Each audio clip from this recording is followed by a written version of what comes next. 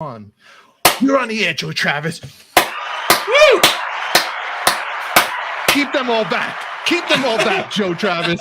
Keep them back. They're going crazy. The girls are girls out there. We got girls? We got girls in the audience. We got men in the audience. You know what we got? We got a new box set. We got vinyl. We got new friends in the audience. And it's all happening now. Here.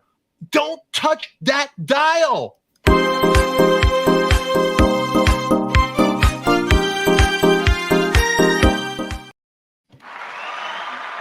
Yes. It's nice to see everybody this Friday night, 7 p.m., March 18th. It's good. It's good rock and roll night. It's a good vinyl night. Joe Travis, if my internet goes out, you know what to do. You saved it last time. I see my world is spinning in the wrong direction already. You know? Well, thank you. Joe, it's a big night tonight. It's vinyl, and Frank Zappa has a new box set out, and I want you to show it to the audience, the vinyl and all this great stuff. But before we go there, everybody give us a thumbs up, subscribe, and you know what? Hit that bell to remind you when we're coming on, because we have some special guests coming on next week. Guy named Dennis Dunaway. He's going to be coming on there. You might know him. I'm not worthy. I'm not worthy. I'm going to die over that one. Why? Why are you going to die over Dennis Because Dunaway? Alice Cooper was my first. Grand Funk and Alice Cooper were the two bands that, I mean, we're talking like the beginning for me. Like those were the ones that like I just obsessed over as a little kid. I'm talking like 5 years old, 6 years old, man. Really? Like, yes, big time. So it's funny. So Dennis Dunaway, the original bass player for Alice Cooper, started the band with him. Yeah. Who originally Frank Zappa gave them their shot. Really. That's right. Zappa was responsible for signing them to their first record contract on Straight Records. Wow. Hey Debbie, how you doing? Debbie Muller and Sandra and hey, what's up, people? The girls are here. Oh, it's yeah. always good. You know, and I'm going to go through the chat and say hello to everybody. So keep writing, give us hearts, give us loves, and thank God you're here and you're feeling well, everybody. We're very happy you're here. So really, that's interesting stuff, Travis. Now, you mentioned another name. I'm going to get you excited. I have another guy that's coming on that's one of your favorites, Mark Foreigner. He's coming on the show as well. He'll be coming on again. Unbelievable. I mean, like, absolutely, again, one of the very, very first rock bands that I ever obsessed over was Grand Funk. Their Grand Funk live album in 1971 was the one that I just was listening to nonstop at a very young age. I mean, Mark Foreigner is a big frickin' deal for me. Wow. So see this? I'm like, they're knocking at my door. And then also, I have a friend of mine I met a long time ago from my annoying friend, Eric Singer, who bugs everybody, Dave Spivak. I think I said it right. You said it right. I said it right. And he has new music. It's a new single coming out April 20th. And you know what? He reached out to me. I remember him being just nice to me. And when I met him, I go, yeah, come on. You got music. You need a little help. I need some help. With a little help from all of our friends, we'll help each other. I'm going to bring him up. We'll give him a round of applause. He'll be up soon. You know, he'll show some vinyl. We'll see if we like his vinyl because he could kill the relationship. He might show his vinyl. We might boot him. Ooh, well, you know, I hate to judge. But you know what? It is. Look, people. You know what? Everybody's having a good time here, and you know what? Let's first show what you got here because my internet is hocking me China. So you know what? Joe Travis, save the show the vinyl. What came out today? Okay, well, had I had this stuff with me when we did our interview yesterday, I would have showed it. But unfortunately, it was waiting at my PO box, and I hadn't been to my PO box all week. So today, Friday, March 18th, is the release date of The Mothers, 1971, the 50th anniversary celebration of the lineup, the two different lineups that Frank Zappa had in 1971. And this is the 8 CD box set. You know, I'm sorry about the glare there because I haven't opened it, but basically this box set has 4 complete shows at the Fillmore East during its closing run. And then there is the famous show at the Rainbow Theatre in London, which was the last show the band played because Frank got pushed off the stage. and everything came to an abrupt halt, including the tour and the band. The band just disbanded after that, and you get to actually hear the incident, which is insane because we never thought that it was on tape. Even Frank didn't know that it was on tape. And so, and then there's also a bonus concert from the same tours on here, very historical, and a bunch of bonus tracks. So that's what this is. And then vinyl, you say? Well, here's what we got for the vinyl to come out with the same time as the box, which is this. This is the expanded 3-album version of the iconic Mother's Fillmore East June 71 album, which came out 50 years ago. It has the original album mastered by Bernie Grundman, and then 2 discs of bonus material that has period perfect mixes that Frank did in 1971, some of which are not on the box set. And this contains the John and Yoko original mix when they sat in with the original Billy the Mountain and a bunch of other stuff. And it's really, really a beautiful package. It was pressed by Optimal Media in Germany. They do amazing things. We're very happy that we're getting our records pressed with them. And so that's what this one is. And that's not all. What else you got? We got one more. We have the complete Rainbow Theater show mixed by Eddie Kramer, which is also part of the box set. And we put it on a 3 LP edition. This is a gatefold edition. And I haven't opened it yet, as you can see, but this is what it looks like. Here's the tracks. And very exciting to have the combination of Eddie Kramer and Bernie Grundman, who is so successful on the Jimi Hendrix catalog, to come together and to do a concert release for the Zappa Trust. Very historical, very exciting, on vinyl, all coming out today. Today's the day. People they're going crazy, Travis. They're going crazy. Now, the vinyl, it looks great. It's thick. The it's all 180 gram audiophile black vinyl. We didn't do any colored versions on this one. No color. Okay. And it's a tri-fold gatefold, so it opens up, real wide, and there's great pictures and great liner notes, and the packaging is pretty. Yes, as Debbie said, it's epic, and that is true. It is epic, and I hate to say this, but these things are not going to be around forever. We're very blessed with, as we know, vinyl is so in demand, and there's such a long lead time and back orders like crazy for vinyl. So the fact that this is available now, don't wait, because next year, a couple years from now, it may not be available. So the time to get this stuff is now, and to celebrate it. Yeah. Joe, so are they thinking about doing any color vinyl, or they're not going to? No, not on these titles. Not on this run, huh? No. Maybe someday down the road we'll get Newberry Comics, that great record store in Massachusetts and elsewhere that does amazing colored versions. Maybe we'll get them to do a small production run of, you know what I want, Stefan? I want this on white vinyl. Yes. How cool would that be? I was just thinking that when you said that. Yeah, it'd be amazing. It would be amazing. And then, this one, I would say, would be nice to have a translucent purple with a maroon or a pinkish reddish splatter. Wow. That'd be pretty cool. That would be cool. That would really be cool. Yeah. Oh man, that is killer. Now the box set, the CD box set, can you hold it up a second? Because it reminded me of the Lennon. We were talking. It reminded me of the Lennon CD. It's got that same kind of vibe, doesn't it? It's the same size, same kind of look. But yeah, it's really nice. I mean, the fans really enjoyed these kinds of scaled down packages, if you want to call it that. But if I opened it, which I'm not going to do, but if I opened it, I could pull it out and show you. It comes, each CD has. It's in its own individual sleeve, and there's a 64-page booklet in here with liner notes from Ian Underwood, interviewed by Ahmet Zappa. Eddie Kramer wrote some stuff. Jim Pons, the bass player that was in the band at this time, wrote some stuff. I wrote some stuff, and it's just got a bunch of historical, points of view and memories and memoirs from these actual shows with John Lennon playing with them, and Frank getting pushed off the stage, and how that affected everybody and everything around the whole Zappa world. It was nuts.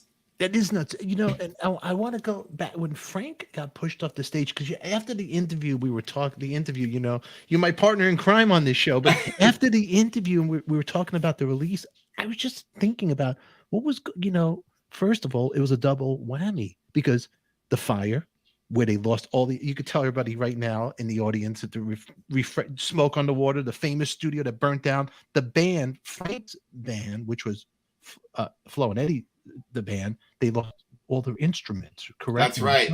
Yeah, in the famous Montreux Casino fire in the middle of the show, well, kind of near the end of the show, right? Somebody shot a flare gun into the ceiling of the casino, which was made out of old wood, and it went right up in smoke, right up in flames immediately, a la Great White. Yeah, you know what I mean? Wow. And thankfully nobody was killed, nobody was hurt, but everybody got out in time. But all of the instruments were left on stage almost, and everything was gone. So they had to cancel gigs, and the next scheduled gig that they were able to play with rented gear was the first was the Rainbow Theater, which there was supposed to be 4 shows over 2 nights, and after the first show, everything just ground to a halt. So talk about a devastating fire and then a devastating incident right after that, a week later or so. It was a very dark period for Frank Zappa and the Mothers during that European tour. Yeah, very dark, man. That, and then he gets pushed off the stage. I see fixing with the kid, the kids in the audience. He wanted to know. He has a question. Here, pop it up there. Put your questions in there, everybody. Why was Frank pushed off the stage? Well, Trevor Howell was the name of the person responsible. He was tripping on acid, and there was 2 reports.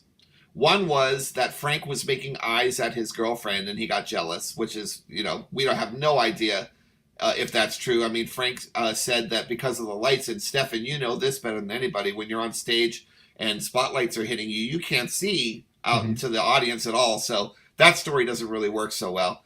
And then the second thing that he said was that he felt like he didn't get his money's worth. But really the ultimate thing is that he was completely wasted, and he ran up on the stage because there wasn't sufficient security at that time at the venue. The security were not really paying too much attention. It was the very end of the show, and Frank didn't have his own personal security at that time, which obviously changed immediately. After that, Frank always had his own personal security. But this guy just ran up on stage and pushed Frank, and then ran back out in the crowd, which he didn't make it very far. The crowd kind of subdued him, and then the crew, Frank Zappa's crew, got him, pulled him backstage, and then basically beat the living shit out of him and handed him over to the police. You know what? That goes out to see Debbie Mullen. What happened? Look, Debbie Mullen, thank you very much. Thank you. When you said just now, well, Stefan, I thought you were saying making eyes at the women in the audience. Because no! Yeah. What a crazy story. What a crazy story. It's really unbelievable. In the aftermath of Zappa falling in, the injuries, how bad, the kids on top of it. Was Frank hurt? He wants to know. Yes, he was. He had a broken leg, and he had a hole in the back of his head. His neck had shifted over because of the way that he fell.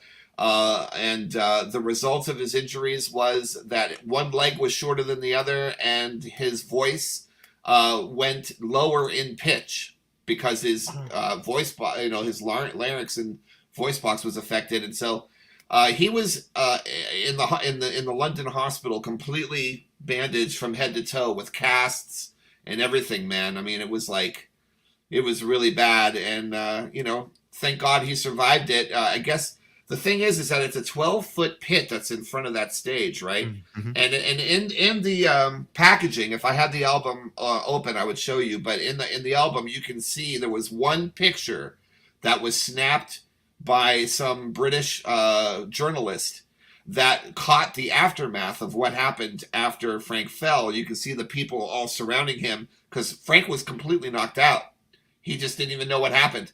But the pit was 12 feet deep, and so you see the stage, and then there's a wall that is, next, like the wall and dividing the pit and the stage. And so when Frank got pushed, the wall broke his fall, thank God. So he didn't just fall directly into the pit. He hit the wall and then, fell into the pit. And that actually made it a little bit less traumatic, although it was still traumatic. And he spent, months and months in a wheelchair after that. Wow. So he could basically crippled. He could have been crippled, but you said it left one leg shorter? Yeah, one leg shorter than the other. Yep. Wow. Yeah, and it changed. It's just because of the way that it healed, So. Wow, and it changed his pitch and his voice. Yes. The end of the rest of his life. Wow. Yep. Wow. Yeah. I mean, could you imagine if he wouldn't have survived that? How tragic that would have been, losing him at 31 years of age. Getting ready to go on 30. Actually, he just turned. Let me think. No, his birthday was December 20th, so he was getting ready to turn 31. So he would have been 30 if he would have died. I mean, that's unbelievable to think of. Wow, that's a whole crazy story. When they pushed him, when he fell, did the show just end? Did the band keep jamming? And it happened when the show was over, and almost all of the band was off stage or walking off stage, and they had their back turned and they didn't see it. Ainsley Dunbar was still sitting at his drum set and was, probably gathering his stick bag or something like that. And when he looked up, Frank was gone. First he was there and then he was gone. Ian Underwood had already went backstage and he heard it happen, but he didn't see it happen. And so it just, it happened so fast. I mean, within seconds. So, yeah. And he could have passed away right then at 30. He absolutely could have died. Had the injuries been more severe, he could have been paralyzed. He could have died. Yeah, it's crazy. It could have just changed everything. And then right then, even though he's a legend and he all the music would have been robbed from who knows what, right? Yeah. And so the guy went to jail, Trevor Howell. He went to jail for a year, and that was it. And nobody really has heard much from him since. We don't even know if the guy's still alive. Who knows? I was just going to ask you, is the guy alive? What's going on with this guy right now? He was in jail for a year. Wow. That's it for 1 year. Not nuts. That is crazy. Well, there it is. Show the vinyl one more time. Let's just show that for people. Sure. If that story doesn't sell this set, then I don't know what will, because that was a great story. Look at that. I mean, it's great, but look at that. Wow. That's great stuff. It's a good day. That's great. It's beautiful. It's a beautiful set. Debbie's ordering it. Okay. She's going to get on to Cooking with the Kid. You might want to check it out. It's not like the Too Fast for Love album that he won from me. Only on my show, where a pastor is going to win Motley Crue album with the symbol, whatever you call this. Oh yeah. Shout at the devil, whatever he won, and he opened it up. He's like, oh my God, I love both of those records. I mean, they're great records, but the poor guy, he didn't know he was going to get the first. It's a picture of Vince Neil's crotch in the front. Then he opens it up. It is like a devil sign in there. And pentagram. Who knows what happened to this guy's house from my show? His wife goes, "What the hell's going on?" That word hell. What? Yeah. What in Jiminy Crickets is going on here? What's going on? So many people were saying that when those records came out. Oh my God. And then the poor guy is emailing me, and then I got you guilt. I'm thinking I did something wrong. Yeah, right. But anyway, that's what you get on my show, Yeah. He's sending it back. You win things from me and I get it sent back. Oh yeah. Yeah. I'm Jewish. Nice. But anyway, we got our buddy. We got Dave Spivak. Spivak. Now the name is a great name. It's a little Yiddish tone for you guys out there, for my people, and we're going to learn about the name. But I met Dave years and years and years ago when I was a Hollywood guy, when I was the guy looking at your girlfriend on stage. My wife is watching earmuffs. When I was that guy, because a long time ago, I was the machine. I used to, roll around. I was Joe Cool. The magnet. A magnet for love. Now I'm just a normal guy in my studio getting emails from Dennis Dunaway as we speak right now. Not name dropping, I'm allowed, but unbelievable. It is unbelievable what one man can do with a personality and no talent. So I actually met Dave, and we went. I think the first time was a restaurant with my friend Eric Singer. You know that guy. And enough said. Dave has new music out. He has a band, and we're going to talk about it. It's releasing. The album is. Let me go to my notes here. It's releasing the album May 1st, but the single's going to drop As Good as Our Shadows on April 20th. And I'm going to put the YouTube link in there. I was trying to put the YouTube video up here for you guys to hear it, but I'm having a little internet problem, so forgive me. But links will be in the description down below. But we're going to talk to Dave about his music, how we met, who his friends are, influences are, and all that good stuff. So right now, please welcome Dave Spivak. It's the Dave Spivak Project right here.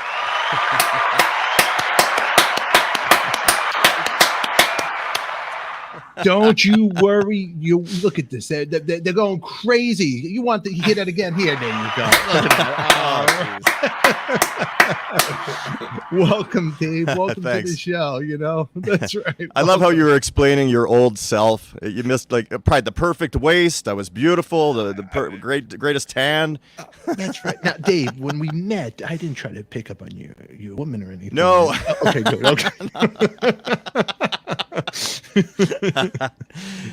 No, I remember a nice lunch with you and your son and with Eric, and John Howarth, Australian-owned John Riot. That's right. Yeah, that is right. That is right. It was like a Kiss World, and then your buddy, who people know. No, I thought you were in the band. In his band, you guys were in a band together, or no? No. Okay, no, we're not in a band together. Okay, I didn't know. I thought you were. I didn't know because people thought I was in Kiss because I hung out with Eric and I go. Oh, sure, I get that. No, we've jammed a lot. We're just not in a band together. No. So wait a second. So you and Chris Jericho grew up together, first of all. Yeah, right? That's right. Yeah. We met in junior high, like grade 7, 13 years old, and been annoying each other ever since. So yeah, we're still. So did Brent Fitz also, drummer Brent Fitz that plays with Slash's band, everybody, did he grow up with you guys as well? He didn't grow up as much with me. He was from just the other side of the road kind of thing. We had all these different rival high schools and that.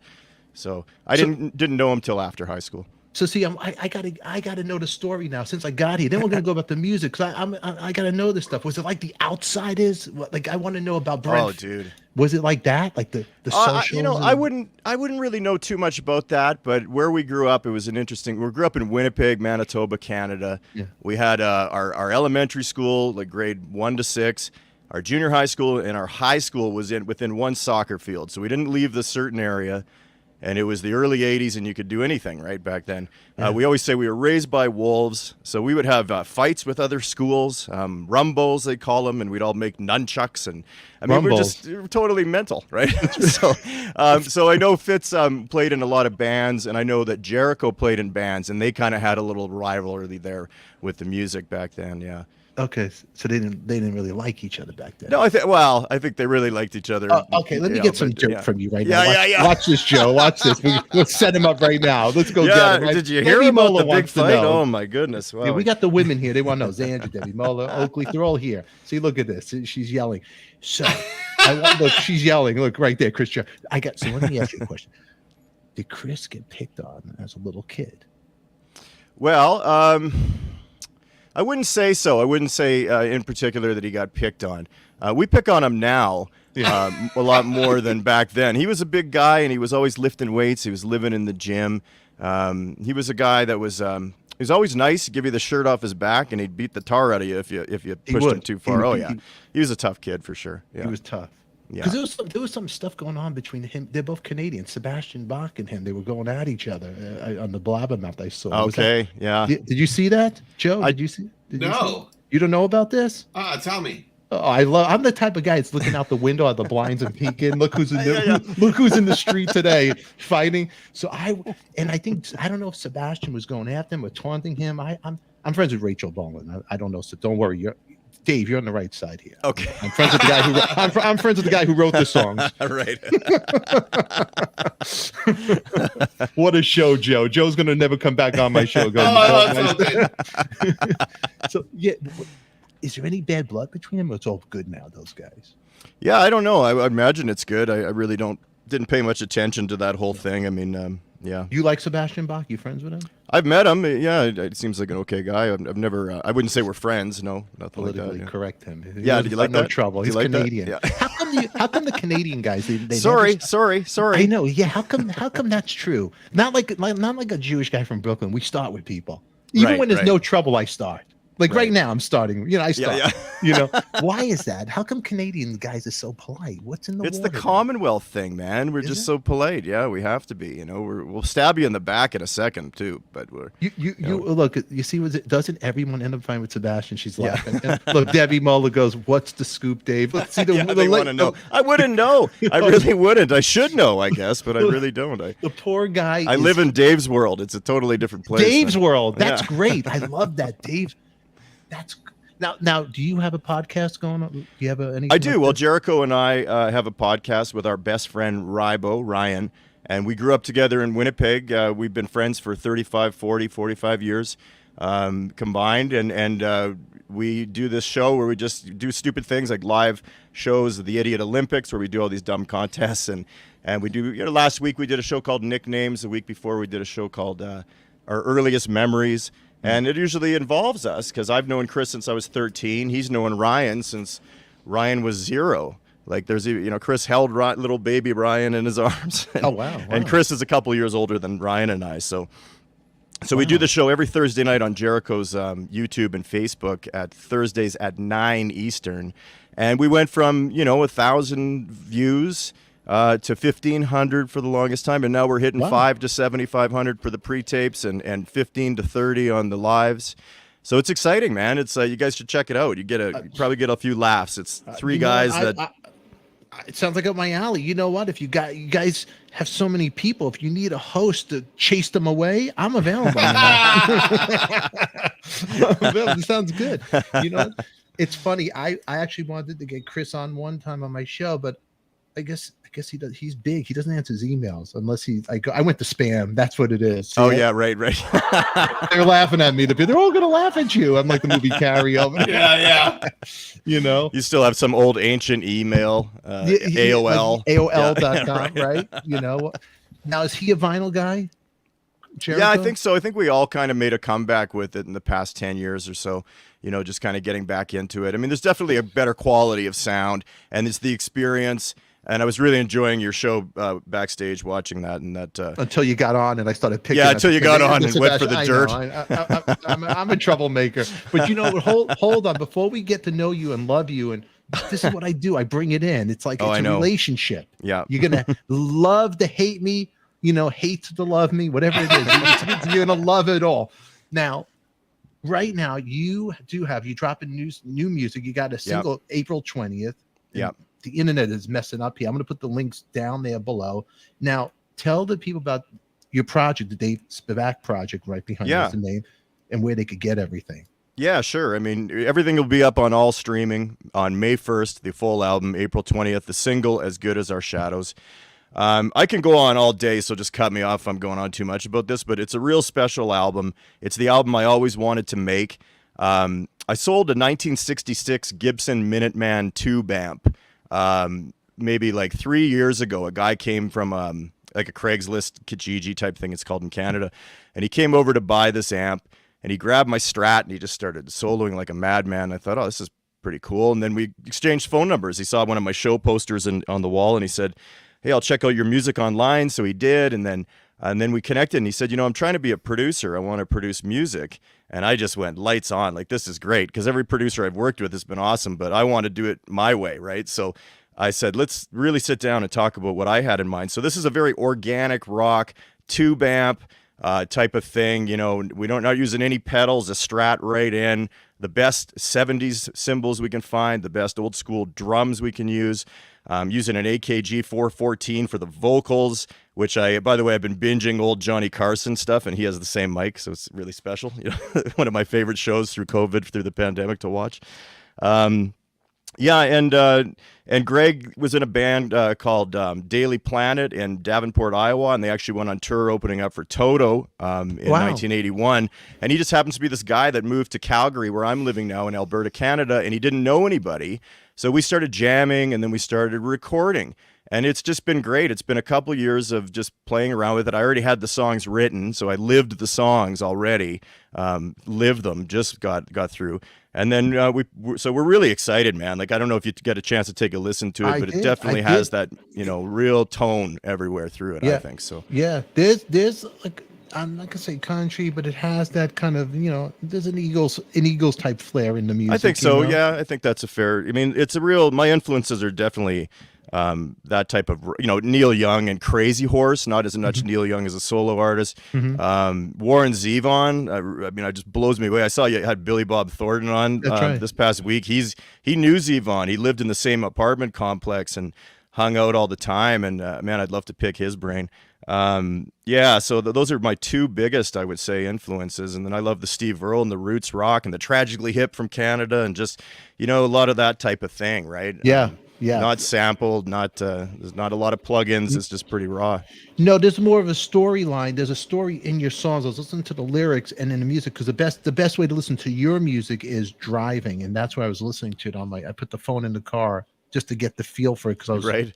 And where I'm at, there's a lot of trees, so it made my mind. I'm like, oh, that's why I wish I could play it right now. And the thing is conking, but I'm going to put the links, and you guys out there got to check it out. But it is really good stuff. I'm not saying it because he's here kissing his ass, because if it's if it was not good, if it wasn't good, it'd be like, okay. So anyway, it'd be like, no, it'd be like, get him out of here. But it is really good stuff. Thanks, man. You know me, Joe. I always got to mess with everybody that comes on. It's good, right? I mean, we tried really hard to just kind of have what we had in the head, and it was it's not that easy to mix just 4 instruments. No, but how about the lyrics of the music and Sure. what it meant to you? Anything? Is there a song that's on there like that? All of them, man. It's one of those things. I mean, I don't want to sound like pretentious or something, but it's a real self-portrait for sure. Sometimes you wrote the songs and then became the songs. Sometimes the songs were because of the past experience. There's a lot of lives lived in these songs and the lyrics.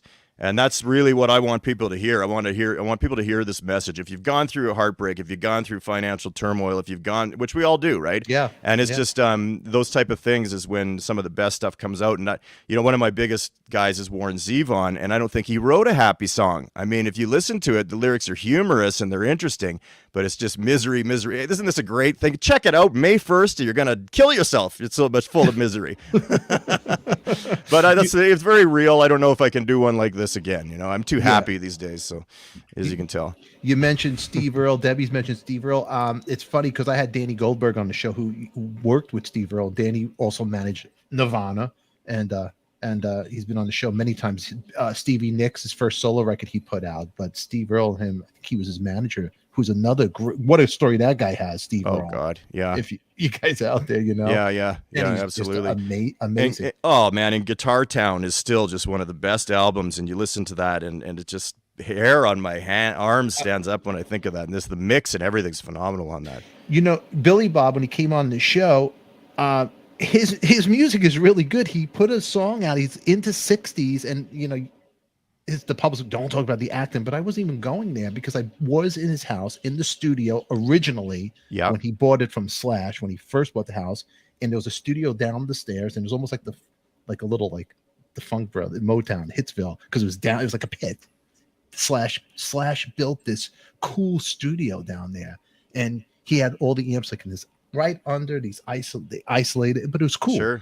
And I think that's why Billy Bob bought the home, because of that. And he didn't have a band, and I ended up giving him crap because I could have been the bass player, but then Chuck Garrick took it because I think I went somewhere else. They used the Glam Nation band, but I got left out. I go, Billy, what happened? I go, that's bullshit. That's what I told him. I go, it's bullshit. Yeah.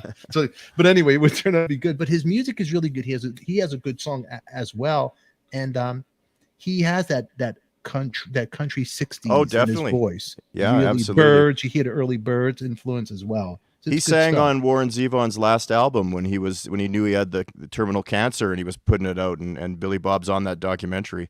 It's very cool. Yeah, I had a short time to talk to him. I have to say this. Gail Zappa and I were invited to that studio by Billy Bob one night. It was just the three of us, Gail, myself, and Billy Bob, and Billy played us at blistering level. I mean, it was so loud, but he sat us down in the control room, and he turned his system on, and he played us Knocking on Heaven's Door, sung by Warren Zevon. I Yep. think it was like right at the end. Like It was at the end, yeah. yeah, he really was knocking on Heaven's door. Yeah. Wow. And I was just sitting there like, wow. I mean, it was unbelievably loud, but it was heavy too. It's crazy. He was very sick then too when he was doing that. Springsteen came in, Wally Watchell came in, everybody came in and helped out on that project, and Billy Bob, and yeah, that's incredible. And his last 3 albums, he sung about death exclusively, and he wasn't diagnosed with cancer. He put them out, like, again, writing the song and then becoming the song. Be careful, right? Yeah. And that's what he was doing, because the Grim Reaper just kept showing his face in all these lyrics. Yeah, and, don't manifest that shit. Right. He put out an album called My Ride Is Here. He didn't even know he was dying. Think about that, right? Right? Yeah, incredible stuff. That's crazy. Now you're making me think. I hope I wasn't thinking bad thoughts earlier. Oh my God. You're making me think here. Ooh, this is Right on. But yeah, now I want to see the vinyl. I want to see. Oh, you know what? geez. Dave is making. I do too. I want to see know. his vinyl. I mean, from a lunch date in the afternoon in the valley a long time ago. I remember that place. I think that place we ate at, Dave. It was owned by the King of Queens actress's husband owned that restaurant. Oh, is that right? Okay. Yes, Yeah. the husband was there. Her name is Leah. She's Leah Rimini or something like yes, that. her husband owned that. Because remind Dave, we were in the back patio. Now that I'm remembering, right? That's right. Outside. Yeah. It was outside. It was a back. Yeah. It was you, Jericho. Yeah. I was with Singer. Yeah. My and son, John Howarth. John. Is that it? Yeah. I don't think Yeah, there's nobody that's in the it. restaurant. I think Just that was us. Right. And we Yeah. got like 10 or 12 years ago, I bet. Yeah. And it was and the husband, because I remember Eric saying, and he goes, "Oh, the guy owns the place. It's Leah." So back then, she was wrapped in that world, and now she exposed that Scientology world and all that. It's wild. Oh, But right. Oh man, yeah. yeah. They could have just kidnapped us, and we could have been selling Oh my flowers God! at the Could you airport right imagine then. just living in the basement reading scriptures? She's their favorite person now. Oh, I know, huh? Well, they got Tom Cruise. Right? That's right. Yeah. That's right. Yeah. That's right. Yeah. So now we got vinyl. It's vinyl. Let's go there. Let's show the vinyl. The people want to see it. See what he has there. I'd say All go right. vinyl to vinyl because I didn't know we were doing this, so I rushed and had to go through. So this okay. makes it special. Look, this disclaimer, right? The girls are going crazy. Look at them. Look at the comments. Look at them. They're going crazy. The girls. Look at them. They're all going nuts. Okay. All right, I'll start you out with. Let me see, what year would this be from? Probably 68, 69. Peter Green's Fleetwood Mac. Oh, Okay, wow. Love the blues. Love the blues playing on this. Phenomenal playing. So there you go. That's a 180 gram vinyl. Yeah, that's a special one. That is a great one. The Vaultmeister, he had a lot of stories with his. I just show mine, right? I go, it's black and white. Yeah, no, this is a fantastic album. What is it? Is it a compilation, a Canadian pressing? What is it? No, this is it was not a Canadian pressing, and it is just like a mix of the songs here. I can give you they do some covers because that was what they were kind of doing at the time. Like Shake Your Money Maker's on here, Looking for Somebody, My Baby's Good to Me, I Loved Another Woman. I mean, this stuff is just phenomenal guitar playing, and great tone. Yeah. So. It's a whole different Fleetwood Mac. It is. Oh yeah, absolutely. Yeah. Isn't it the first Fleetwood Mac? It is. Yeah. Yeah. Yeah. In 69 or 68. 68. Yeah. Yep. All right. We had Jenny Boyd on this show, and Patty Boyd's sister, she married to Mick Fleetwood at that time, and she had all these stories about him. It's crazy. It's just talking to her and how they were living just basically in their car and doing this. Yeah, it's pretty wild. But yeah, I never got really deep into the early Fleetwood Mac, so they were real bluesy and doing a lot of covers like that. The blues is really big in Calgary where I live, and just a couple of the players you got to check out like the early Fleetwood Mac. So I didn't know that either. I just found one at a record store and went, holy shit! I was blown away. So nice, because people won't admit it about early. I know Fleetwood Mac rumors, all that stuff, but nobody wants to. Then when you show the other Fleetwood Mac, it's a whole different novel, basically. Oh God, a whole different game altogether. Yeah, yeah. But people act like they know it. Oh, they're yeah, just I know it. absolute opposites. Not that one's better than the other, but that's a blues album, 100%, right? Yeah. I mean, that might as well be a Jimmy Reeves, Slim Harpo, maybe. Yeah. See, Debbie Waller has good taste. She has good taste in all the interviews that I do. See that? That's great.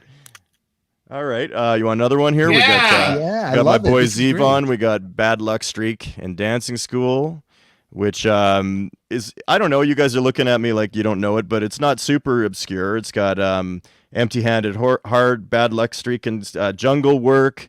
This is a great album. Betta Coles, Gorilla, You're a Desperado. Zevon wrote a lot of songs about Elvis too. He didn't really like Elvis, so they're kind of some humorous ones about Elvis eating pills and dying on a toilet. This just, this kind of deranged humor that he has. So there's a couple So things wait a in here. second. He didn't like Elvis? Well, I don't know. I mean, I read some documentaries, and he kind of jokes about Elvis in some songs. Let me see. Oh, this is good because we got Elvis fans in here.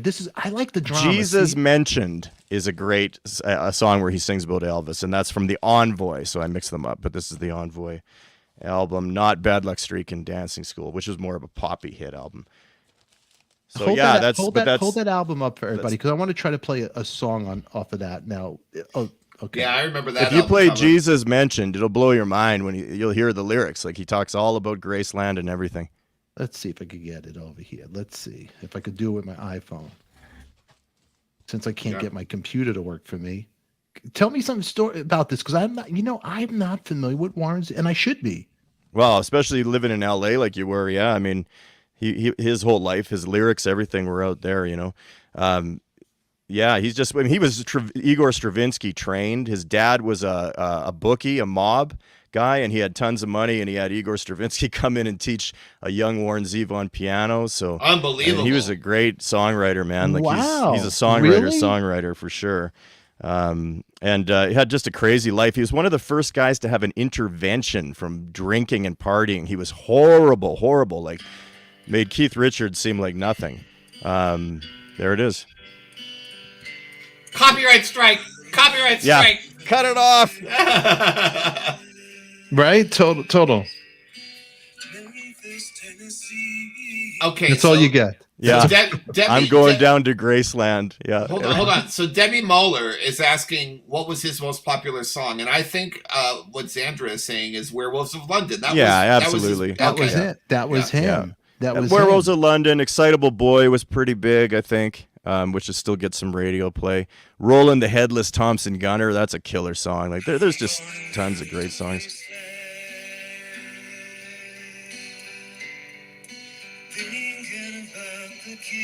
Now I got to check this out. This sounds actually a pretty good record. You know what? You know what, Dave? You just turned me on to something. But you know what, Dave? Now that I got this plugged in there, I might be able to do something cool. Dave, I think I'm starting to like you now again. You know what? You come back on the show. You're doing all right with me. Okay, all right. I like it. That's actually pretty cool, man. Yeah, man. He says, could you just imagine digging up the king and asking him to sing? Like he's nuts, man. He's just always been deranged with his lyrics and just a crazy mind and a real, poetry reader, like old school. Everything is just, all the Bukowski stuff, all that. Get it all in and take it in. That's what Zevon was, So he was. Now check this. Wow. Now listen. I think I might be able to do something here. Listen. This is the Dave Spivak project right here. If you get me copy striked, I'll come after you.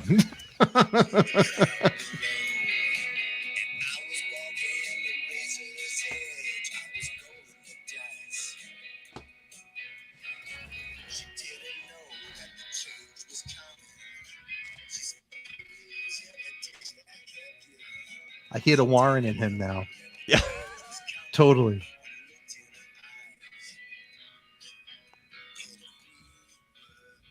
Yep.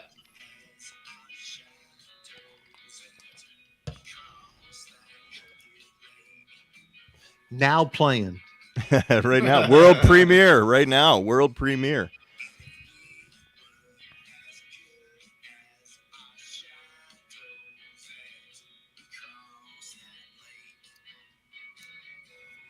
You like that build up?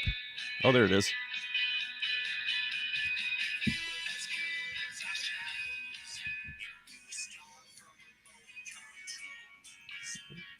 What kind of guitar do you play? That is a 1980 83 Fender Stratocaster, the first year they were Very assembled cool, in very Japan. cool. That's the Squire from 83. Yeah, Yeah, look at that's that, mostly see? on almost everything on that album. Debbie, the link I'm going to put on after the show, the links will be down here. Sweet. And then for you guys that are watching right now, when not here live with us, right over there, I'll make sure I put a note. I'll put a link. Click right there for you guys at 44 minutes and 59 seconds. See, I wrote a right little on. note right there. So, I'm very professional. Am I as professional as you as Jericho, huh? Me We're and Joe? way worse, man, on our Are show. you? We're terrible. We hold up pieces of paper to do advertising with ink on it. No. Do you really? You No, don't- we you got don't- some great bits, man. You should check it out. We got some really, really funny stuff all the time. I do a rant section. We do like a Wayne's You do a World rant. thing. I do a rant. You Well, guys, we're all doing rants. We can't. Nobody owned the rant. I invented everything. You know what? Ingve Mountain ripping me off now these days. Coffee talk, my thing. That's right. Right. You know what? You got Jericho. I got the Vaultmeister. It's Jericho versus the Vaultmeister. You cannot. I'd beat love to see it. Yeah. Vaultmeister. Oh, are you kidding me? The Vaultmeister against Jericho? You bring his vinyl against the Vaultmeister? The Vaultmeister will kill. He'll destroy him. You know what? I go right. I challenge you, Jericho. We tag team you and Jericho. Me and the Vaultmeister against you guys. Any day, anytime, any platform. We'll take you down. We'll do it. down We'd to love to do Chinatown. that. That's right. Yeah. Downtown to Chinatown. Can you say That's that? these days? hilarious. Can you say that these days? You know, we'll right, Vaultmeister. Back me up, right? yeah, We'll take them down, right? You don't even want to go there. Yeah, you don't even want to. Watch this. Watch this. Look at this. Unbelievable. You only got to show 2 records. I wanted to see more. I got some more. Yeah. Look at Yeah. this. Watch this. Oh! Those records look like they've been through the flood. Yeah, right. All right, here's one more for you. Okay. Okay, you got to either like this guy or not. If you don't like him, I don't know if I can stay on the show, but Okay. Oh, yeah. okay, this beat out OK Computer in 1997 for album of the year, and that's Time Out of Mind, Bob Dylan. This is the saddest album you can listen to. So when you're going through those breakups and you don't want to get positive, put on the song Lovesick, and then follow it with Standing in the Doorway Crying. Okay, This is the album for sadness. For sadness, huh? Well, personally, I definitely don't agree with that record beating out OK Computer, because OK Computer is like, woo. That's why I used it. That's Yeah, heavy. yeah. It's heavy. Yeah. But I do love me some Bob Dylan, especially the real, like the 60s. I mean, Blood on the Tracks is a good album, but the 60s Bob Dylan is really something special. It's also different, though. It's also different. Like his newest album, Rough and Rowdy Ways or whatever. That thing is a masterpiece. A masterpiece. At 80 years old, he's doing that. Yeah. That stuff is incredible. Is he 80? He's 80, I think, or 79 or Yeah. 80. And those blues albums like Love and Theft and Modern Times and The Tempest, like holy shit. Okay, like Yeah. you're stealing all the blues stuff and you're changing the lyrics, but you know what? You made the lyrics better. You really did, because he's just such a poet, right? So- Oh, he is. And Blonde on Blonde has to go Oh, yeah. down Yeah. In history as one of the greatest 100%. albums ever. Yeah. I think so too. I love Dylan with the band. Right. My favorite. And I love the band. And I think that just when he went electric, I thought it was so great. I mean, I love his early stuff too, but when he went electric, it was just That was incredible, man. There's just so much great live music from that, where he's just getting booed in Europe and yelled at. He did, because huh? They didn't want to see him. Oh, man. That's outrageous. It is outrageous. He was getting death threats. The band was. They were scared to go out and play. And he would just say, turn it up louder. He would tell the band, and they would just crank it. They'd play out of tune and just, just give her to. And, this was a folk artist. And this is what people wanted to hear. And I don't think he had his legs about him when it came to playing a Strat at the time, because that's a real thing you can't really play as an acoustic guitar. So he's just hitting it, and it's a little bit out of tune, and he's just, yelling at the audience back. And the way that he sang back then was so aggressive and oh my God, it was just like and just full moon eyes, like just baked out of his mind. People were not ready for that. Yeah. it was I'm going to name drop where it's due, and it's crazy because this show that I didn't get many views, and it should. It's an outrage. John Sebastian of the Lovin' Spoonful was on this show. No kidding. Dave, that's why you need to be my friend. Hang out with me. Come to the dark side. But I had John Sebastian talking about the Village days. Yeah. And how Dylan wanted John Sebastian in his band. Oh, sure. And he called him up, and he's like, and you could see everybody. You go to the playlist, look at the John Sebastian. You'll hear it from himself because I'm Jewish, and I'll turn around the story. It's like I'll make John Sebastian like he got auditioned for Motley Crue. What? Yeah. No. But with his old harmony acoustic. But he got the phone call, and he was very vague, Dylan. Hey, maybe you want to, John, it's Bob, and, I'm doing this thing. And when he was going to go electric. Sure. And maybe you want to come play bass for me and, do this. And then he's like, well, I'm starting this band now. And, which was Love and Spoonful. Right. And he's like, yeah, well, maybe you want to come down and just hang. And just there was no like management calling this one. It's just him picking up the phone. And he goes, well, I'm kind of doing this band. I want to give it a try, my songs, and I don't know if it's going to happen. He doesn't know if it's going to happen. Yeah. The Love and Spoonful. Yeah, right. It's crazy. Yeah. And then Bob hung up the phone, like felt okay, and hung up. Never heard from him again. Yeah, sure. But you could hear that story. I have actually 6 hours of me and John Sebastian talking. That's crazy. I'm gonna for check YouTube. That out. Yeah. I put like maybe little bits of it, but it's there. Wonderful guy, great guy in his 80s. He told me he lived in an apartment. Dylan was upstairs, and like 2 in the morning, 1 in the morning, late at 2, 3, when things New York City went late, he would hear the typewriter, and it would be nonstop at the end of the night. And he goes, when that typewriter was going on, it was Dylan. Every night was writing. It wasn't like, isn't that incredible? But yeah, really crazy stories. All right here on Artist on Record. You think of your favorite channel. Hey, did you guys know that Frank Zappa almost produced a Bob Dylan record? No, I did not. Do tell that story. Bob Dylan came to Frank Zappa's house. Right here, Gary. By himself. Yeah. Well, I don't know the barking dog story specifically, but what I do know is that Bob Dylan called Frank Zappa, literally just like you were saying, Dave, just called him right up on his, on his own. And it was like, hey, this is Bob Dylan. And, so basically what happened was he came over and visited Frank at Frank's house, and they went into the recording studio and sat together and had a conversation. And I think one of the things that was said was Frank was like, why would you want me to produce your record? Aren't you a born again Christian? And Bob Dylan's response was, don't believe everything you read. Yeah, because he's been lying to the press for 60 freaking years. And that's isn't it great how he doesn't do interviews? I mean, and it makes him even bigger almost, just being this mystic being.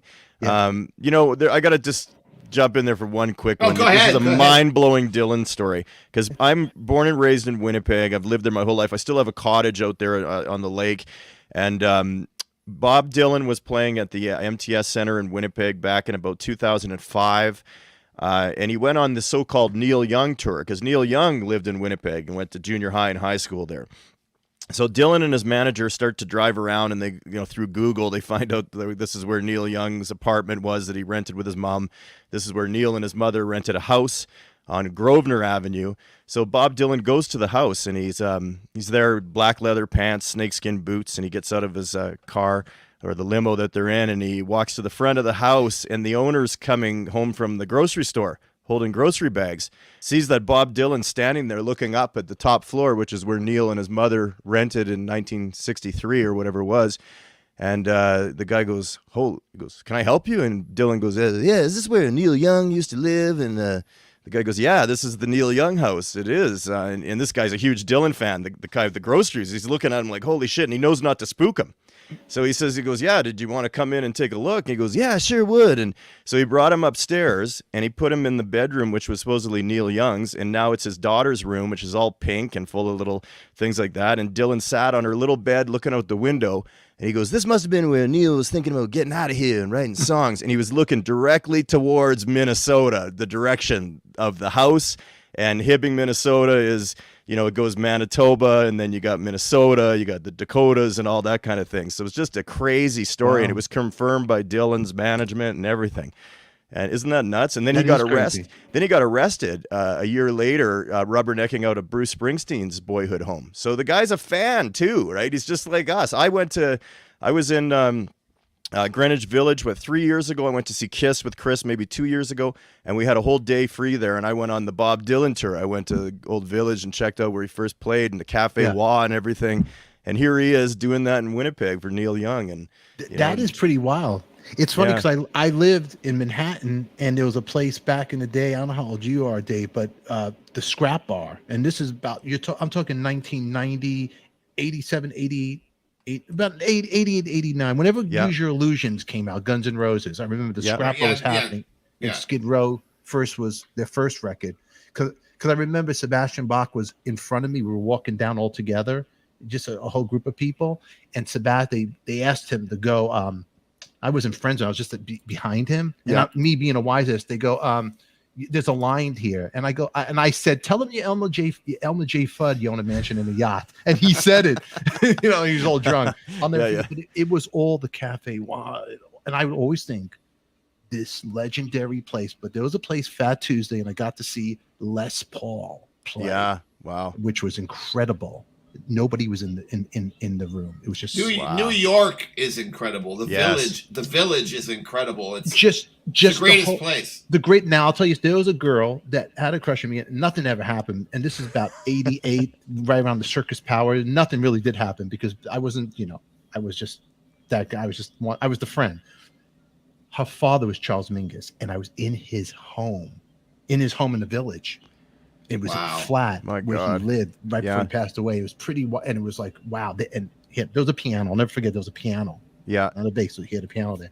But I'll never forget that. But it didn't hit me like this is Charles Mingus. Now, it hits me. And I was working at Circus Magazine at the time. So the editors were saying, don't you realize whose home you're in? And I was like, leather pants, faster pussycat looking. Schmuck on wheels I was. I didn't realize the history. And it's just but the culture and the history in that city is just phenomenal. It really is. Everywhere you go, it really is. What you have another record to show us, Dave? I like. Sure, this is great. I got tons here.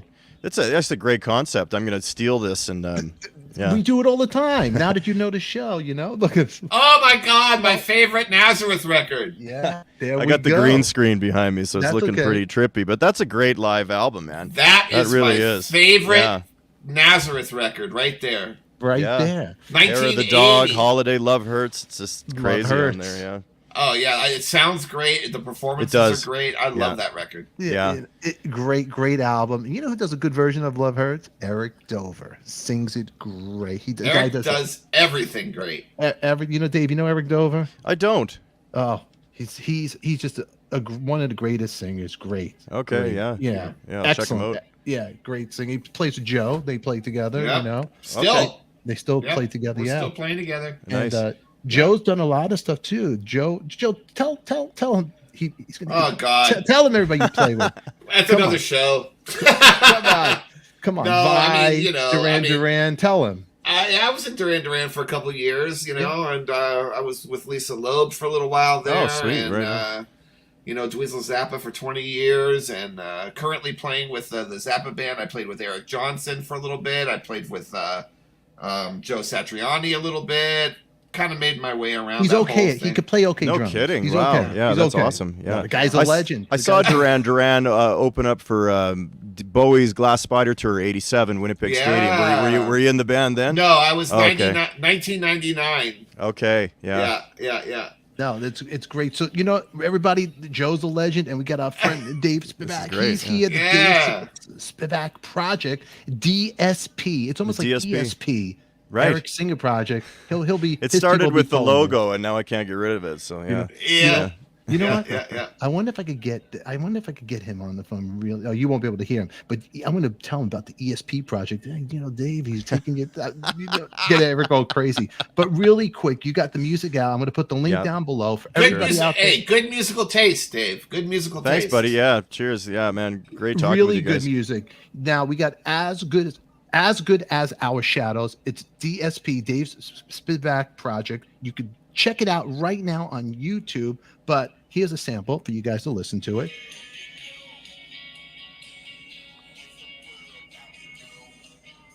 So the album is Unknown Man titled. Yeah, correct? The Unknown Man. Yeah, Unknown Man. Yeah. And there's a story behind every song, you know. It's a crazy story. Unknown Man is a crazy story. As there should be. Yeah. This- Yeah. Well, you know, I live right by the mountains of Canada, the Rocky Mountains. And I'm a big snowboarder, and I go out to Lake Louise. And there's a couple of old graves out there that are deep, deep in the trails where the railroad was being built in 1917, 1918, where a lot of Chinese immigrants and people were sent in, you know, to work on the railroad. And there's a cross that just says Unknown Man, and it's just sitting there by the tracks. And I went, oh, yeah, man. So it's a self-portrait song, but I added a little bit about the death of the person. And they used to call the snowstorms back then the White Death, you know. Wow. When the White Death came, he held his breath, right? Like kind of thing. So I just kind of tripped out and wrote it. Wow. Now, for shows, are you guys doing any shows out, or what are you doing? Acoustic? Yeah, shows, I mean, yourself? right now I'm just in the midst of booking stuff. I've got some set up in Calgary and Winnipeg and different places through the prairies here, and I plan to go down through the Nebraska, down to Iowa, and try to do some stuff. But we'll see. I'm on Jericho, my buddy, best buddy there, the biggest fan of my music, really, is doing these cruises. I don't know if you heard of this. They're like the Kiss cruise, and I'm booked on that one. I think that's January next year. So, you know what, dude, like the big thing is right now, I just love the studio. I love putting out the music, and I want the music to grow and then go more push for the shows, you know, get the music out there a little more. How about you and Jericho? You guys ever write together things?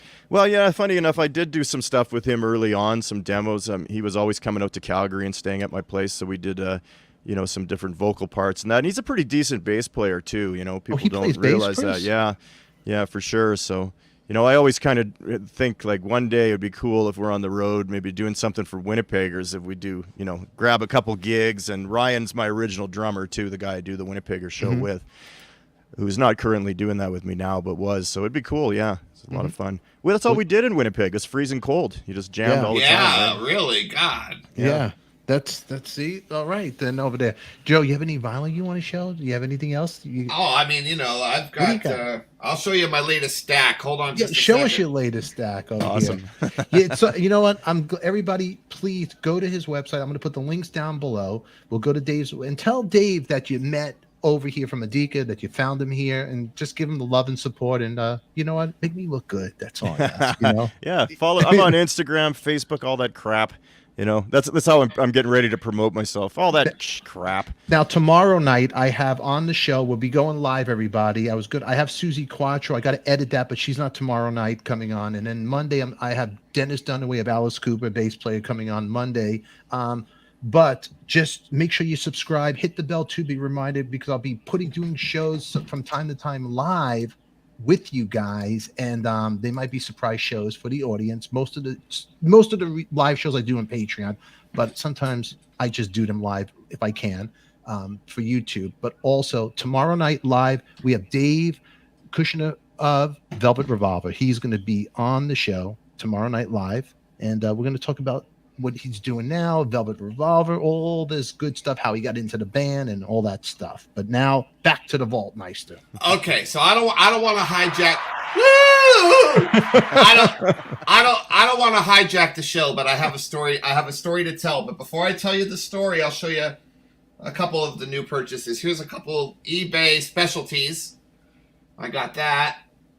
Oh wow! This is This is the 1975 Chicago. I think this is Chicago 8.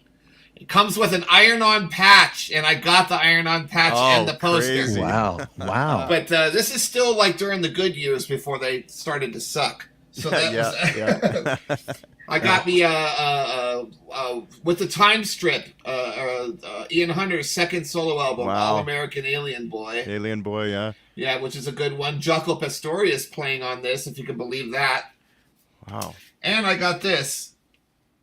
Robert Palmer with Little Feat as the background band. Yeah, this is a great album. But anyway, so I got to tell you this story. Okay, so I bought these records at a small music store in Laguna Beach about 2 weeks ago. I was playing a gig with Eric Dover down there. Speaking of Eric. And I got down there a little early because it's a long drive. And so I'm in this little, it's called Music and Memorabilia. It was just this little record store there on the strip, right, like literally a block and a half away from where I was playing, and I was just hanging out. And anyway, so I went in there because I had only been in there maybe like one time before, and I was, just checking out the prices and looking at the selection, and there was a really cute girl working, and they were just getting ready to close and everything, and all of a sudden I'm listening to the music that was playing, and I was like, what is this playing? I've never heard this before. And the girl was like, oh yeah, every time we play this record, people love it. And it never comes in. It's really rare. And I said, well, who is it? And they said, it's a band from 1972, and you can find it on YouTube, but it's not on Spotify. And I said, well, who is it? And she said, now tell me if you guys ever heard of this band. Are you ready? Yeah. Okay. They're called Tranquility. Has anybody ever heard of them? No, I haven't heard that. Yeah. They're a British band that in 1972 they had 2 records. Mm-hmm. The first record was very kind of folky, probably Dave Spivak type stuff, where it was like blend of folk and songwriting and all that shit with harmonies like CSN meets folk rock. But then their second album, they started to get, in the same year, by the way, the second album, they start to get a little bit more commercial. They have a keyboardist, and they start to expand their sound a little bit. Anyway, that was the record that was playing, and I loved it so much, and it's so rare that I went to eBay, everybody's favorite friend. Yeah. And I literally got a sealed version of their fucking record that I heard. And this is it. It's called Silver, and you guys should check this out. It's a hidden gem. It really is. I love this music so much, and I was able to get a copy of it. Look at this band. Tell me this isn't 1972 at its best. Look at that. Wow. Wow. Yeah. Check it out. It's a rare gem. It's crazy. I couldn't believe how good this was, and I can't believe that nobody knows this band at all. I mean, I believe it, but there you go. I turned you on to a new band, Tranquility. They're not even on Spotify, the band. I'm looking. They've got one album on Spotify, their first one, and then this is their second one, and this one's not on Spotify. So I was just looking them up right now. That's, you know what?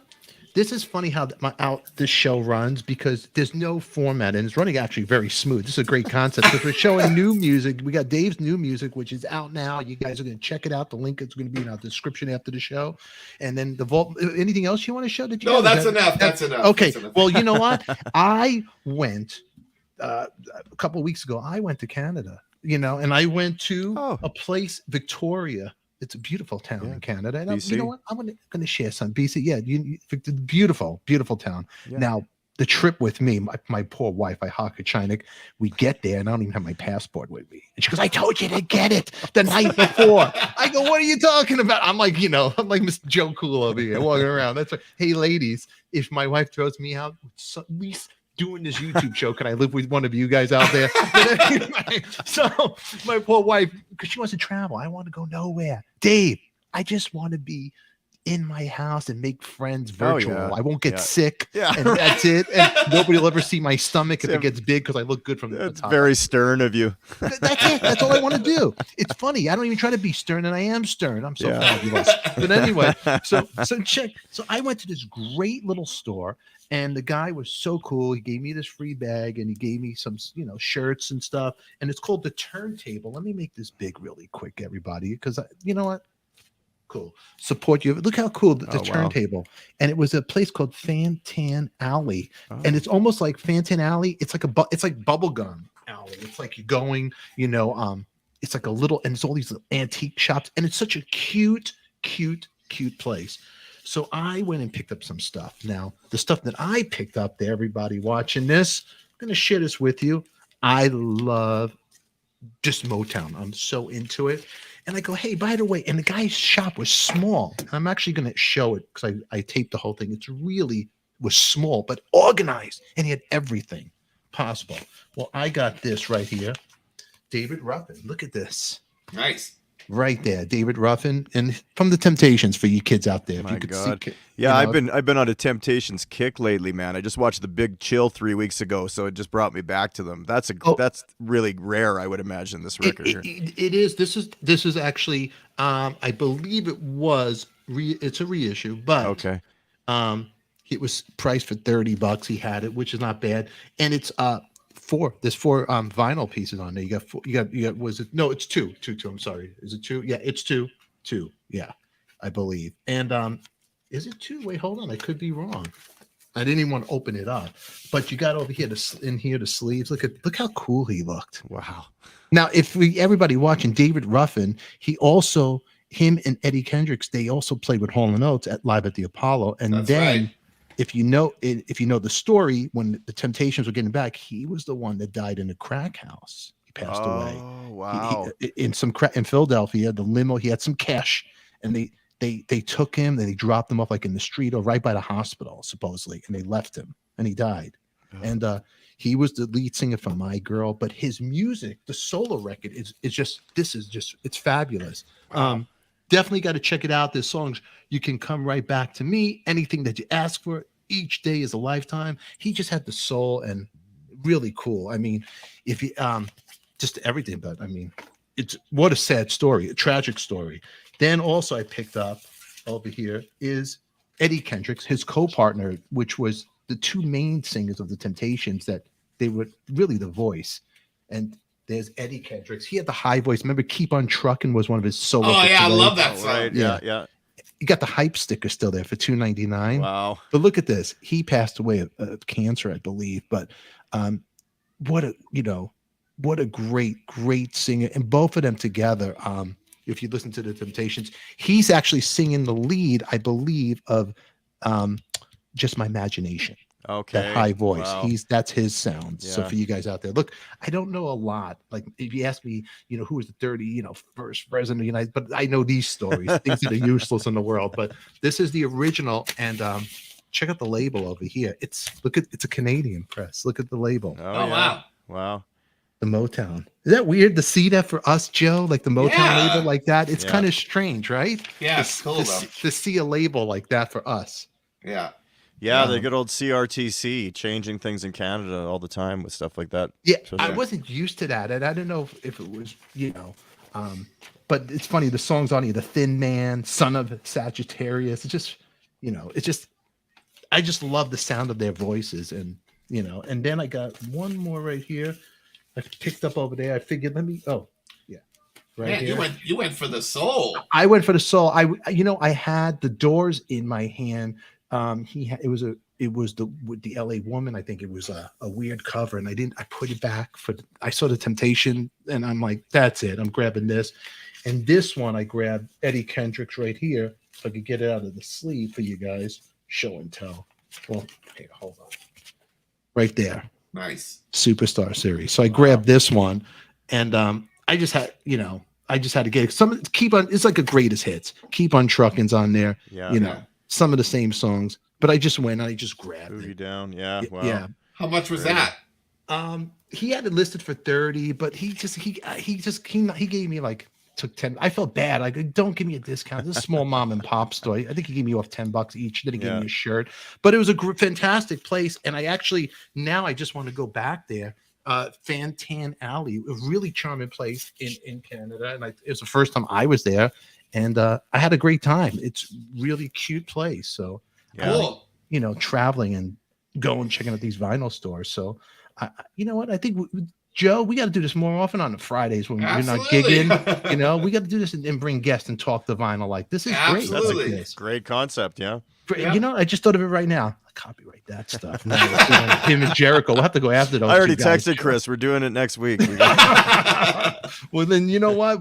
That's it. But then the question is, everybody has an artist that they're, don't want to admit they like. And Debbie Mola I just see. Oh, Xandra. It was Xandra. That's a good question. Xandra and David Soul is mine. Like, where's David Soul?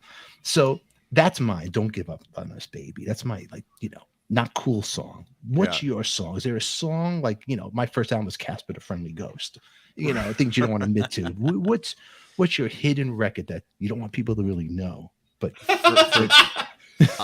you know, for me, that's going to be maybe like even a Carpenters song or an album. Just love the Carpenters, and I do too. you know, why do birds suddenly appear? Probably something like that, where I just get lost in that music, and then I think, and this is crazy. Yeah, if I have a few drinks and I'm listening to it, I'll go, oh, Karen Carpenter. She never found love. Listen to her. She's just bleeding. Her vocals are bleeding. Like, well, not bleeding in a bad way. What a singer. Holy shit. Greatest mid-range ever.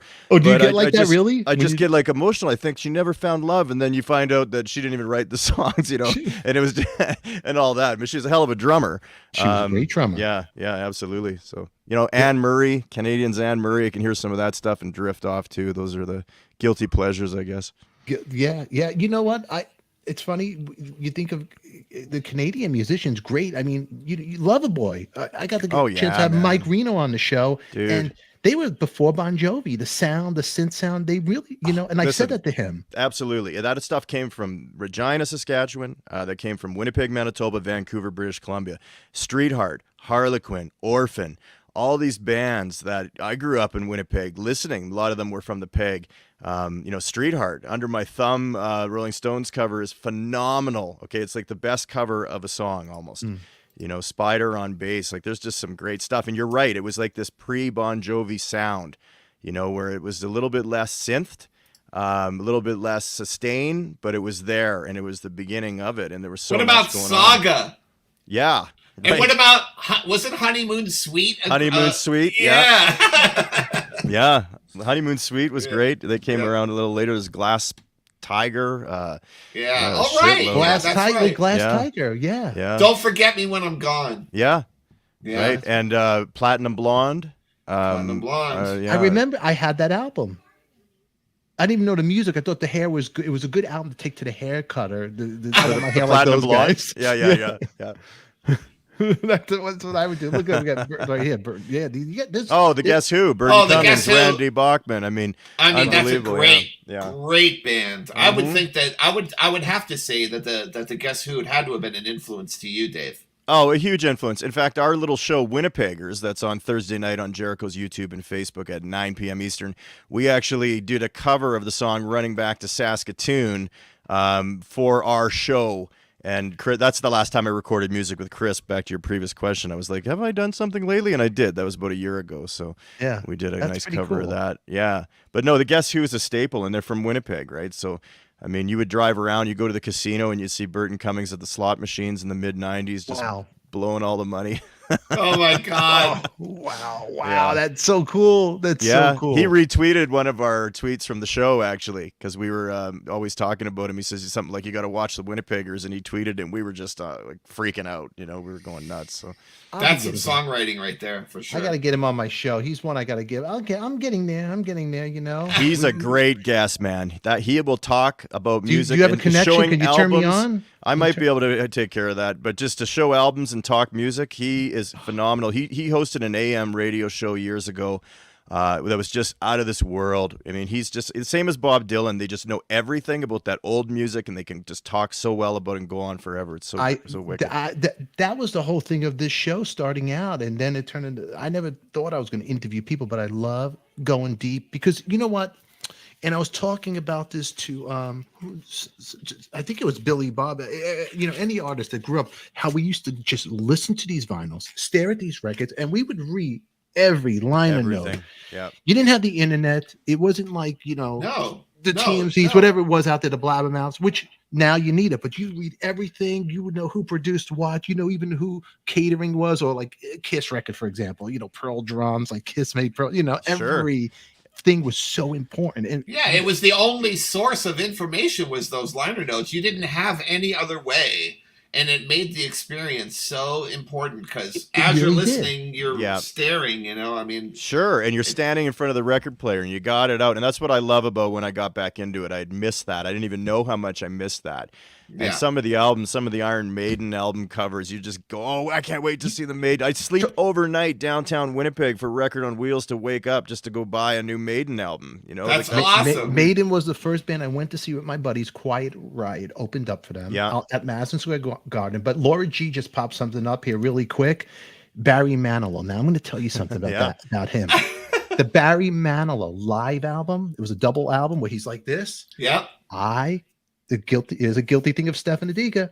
I would listen to it in Mandy, and I would make believe at a piano in my house, and I would do the whole piano, and I loved it. And the daybreak, without daybreak, and I just loved that record. And Barry Manilow, he had a little melody of like all the commercials he did for McDonald's. He wrote, which people, he wrote a bunch of stuff. The American Bandstand. Sure. That was his song. We're gonna hop in. I mean, this amazing. I would get lost in the records and just love it. And it was especially the double records. Kiss, remember Kiss double platinum? Oh God! You'd stare at the mirror and you put your face into their face. Yeah. Who didn't do that? I had the original Alive 2 album, and it came with Kiss tattoos. Do you remember this? Like Absolutely. And they were really defined. And I'm telling you, I had kids over to my house to look at this. We must have been in grade 6 or 7.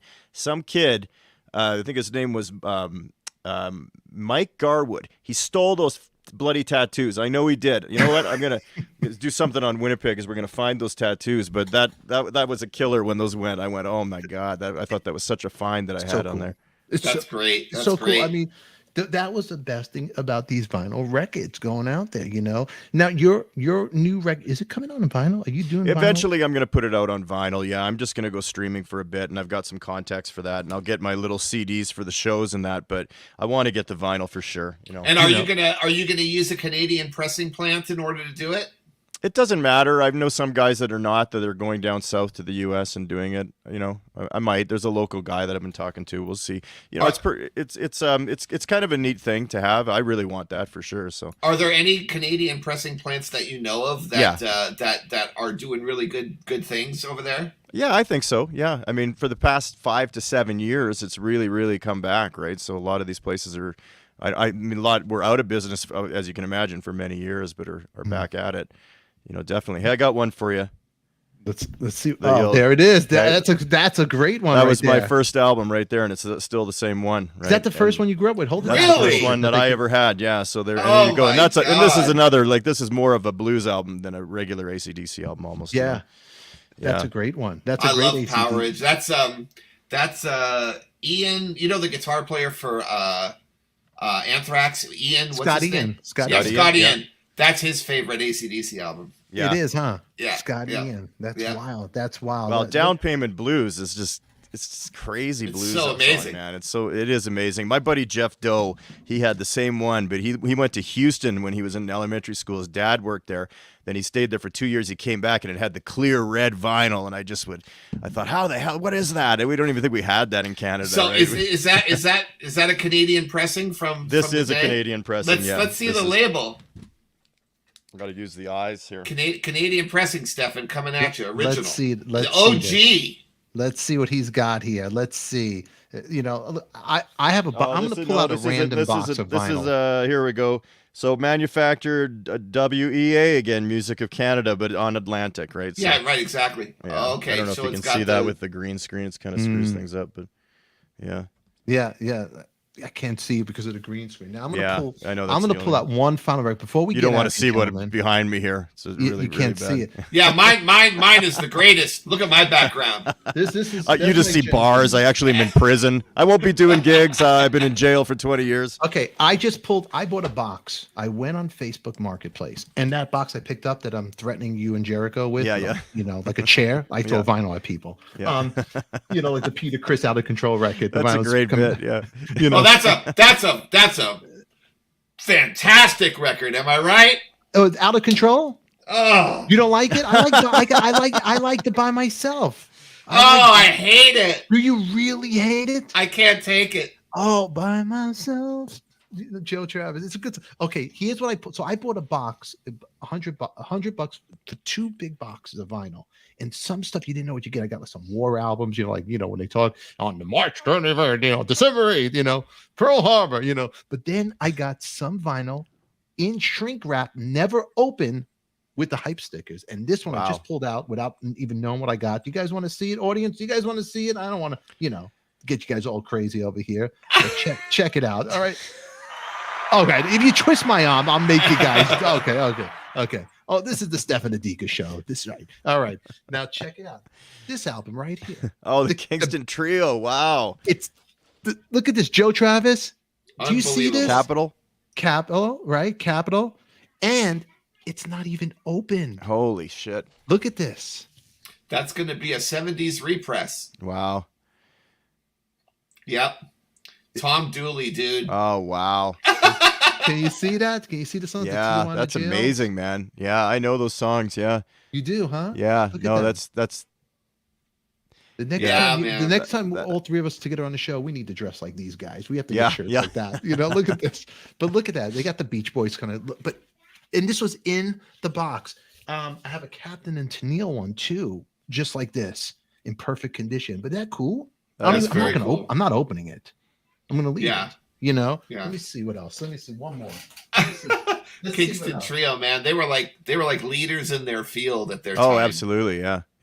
Let's see what else we got. Those are the heroes for a young Bob Dylan. Oh, absolutely. The 60s folk was huge. Here's another one I pulled up, but it was open, but it has the hype sticker.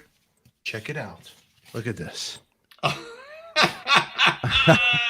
How cool is that, guys? Wow. Gold record.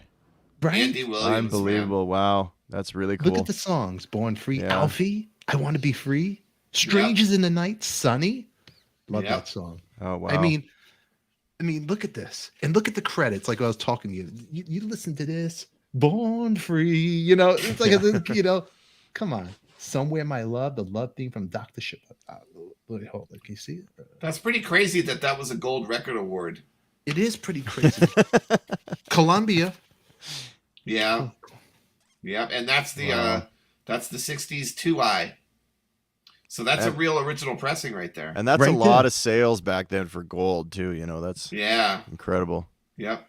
So, randomly I went on Facebook Marketplace and I found this and I was like, whoa, check that out. Let's see. Hold on. One more. What else we got here?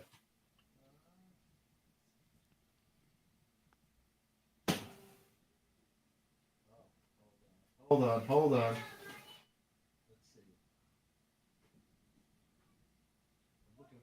I'm trying to pull one out with plastic. Oh, this one I'm going to pull out because when I was a little kid, I used to see commercials on TV for this guy right here.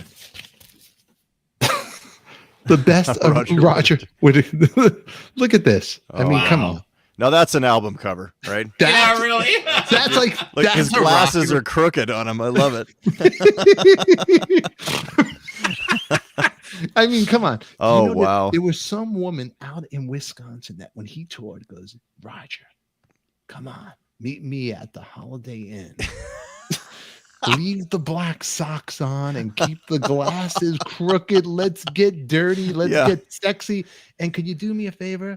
Can you sing that song right here? I don't believe in it anymore. Please, Roger. Wearing those bifocals.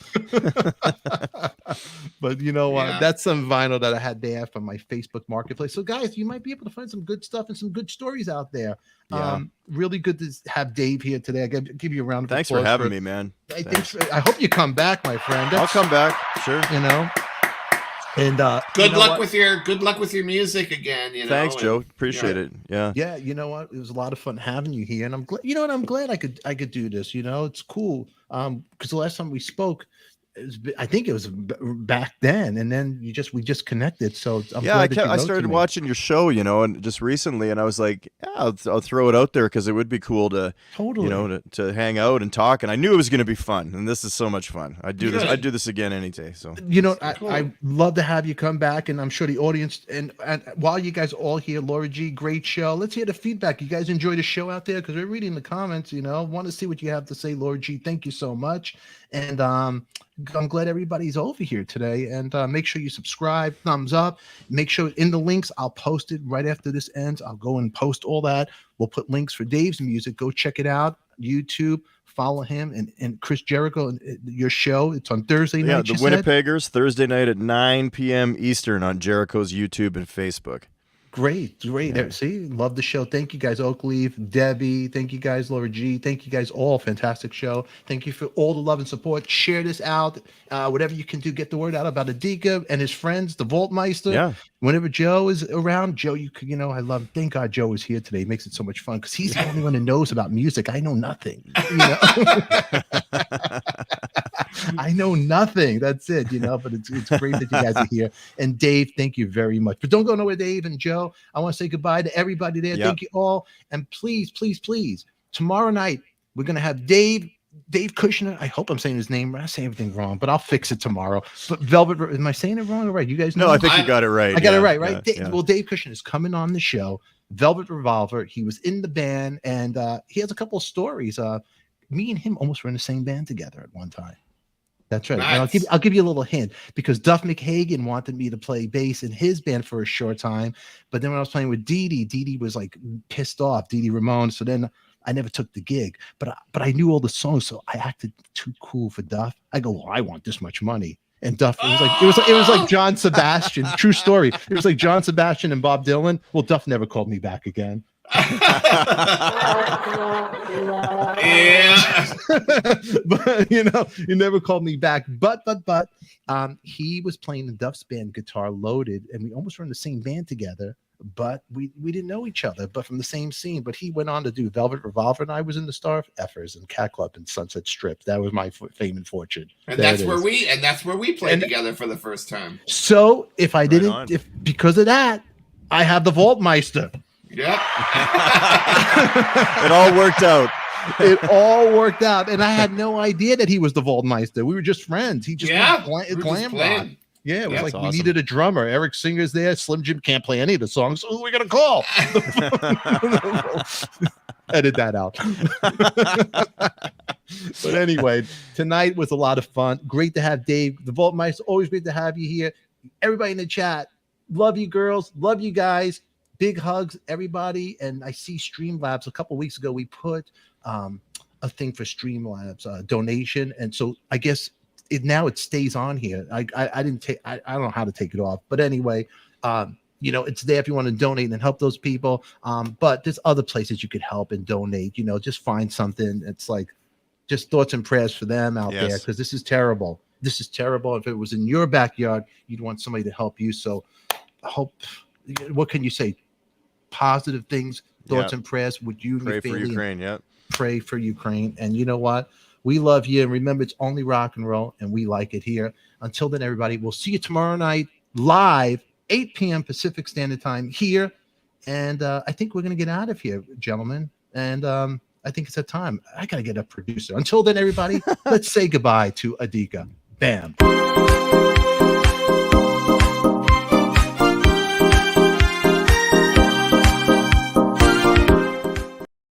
They're still here. See, you guys can't get rid of me. You guys love me. You love me. And I love you. I hate saying goodbyes. Hugs. But after here, make sure there's going to be a box popping up right there. Click on it and subscribe and check out that episode. Until then, everybody, we love you.